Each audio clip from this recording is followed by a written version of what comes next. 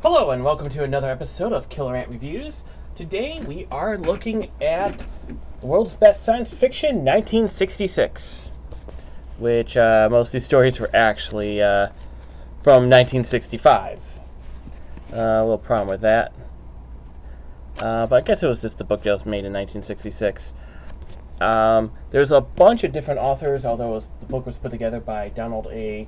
Wollheim and Terry Carr. And it has some authors, Arthur C. Clarke, a bunch of other people who I don't even know, Larry Niven, who I have reviewed a few times on this channel. Most of the other people I don't even know. So far, the cover is not one of the best. I like what's going on over here. Obviously, I'm not counting this since this is Sparkle's blocking a lot, but it's mostly just a basic black cover with some pictures on the side and the authors.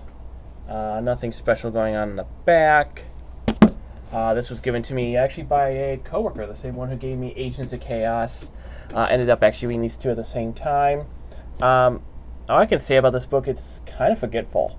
Well, it's forgettable. Not forgetful, but forgettable. If the best from 1965 is in there, I hate to see what was the worst.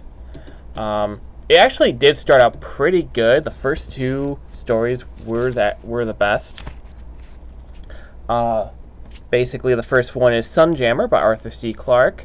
It's basically about kind of like a yacht race, but instead of like on the ocean, it's actually in the solar system, as basically a bunch of teams compete to try to get to a location just using like the solar rays, which is actually a really cool idea. I was definitely into that whole story in it, and there was actually for something that's just basically a yacht race, there was a lot of good moments. So that was probably the best. The second best is Calling Dr. Clockwork by Ron Gillard, and that was also pretty good too. I mean, the first two chapters start out pretty good. The second one was basically about a guy who's visiting his father in like a hospital, but then he faints after seeing blood, and he's basically trapped there because they all think that he's a patient, and in the end, I don't even know if he was actually sick or if they're just keeping him there. But there's like no, it's basically he's trapped in there, as they keep saying that he's sick with some kind of disease. After that, every single chapter was kind of forgettable. I don't really remember much about him. It was just, there's just nothing really to talk about.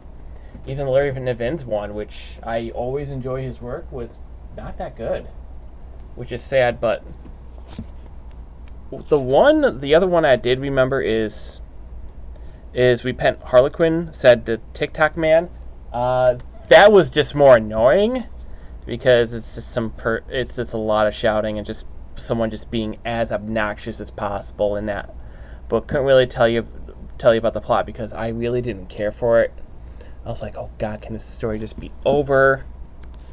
Luckily it wasn't that long. It was like 13, 14 pages.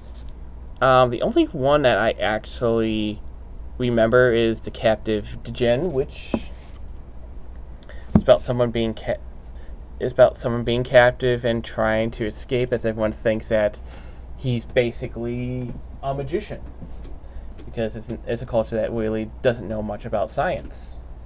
I think it's not the best, but it's probably the only other one I remember.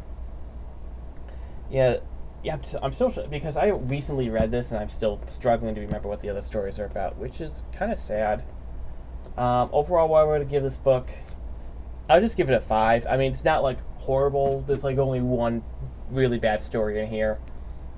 It's just not very memorable, but if anything, there's at least 3 stories that are worth your time reading this, and that's all I can say. 3 good stories, decent, not awful. Until next time, this is Killer Ant.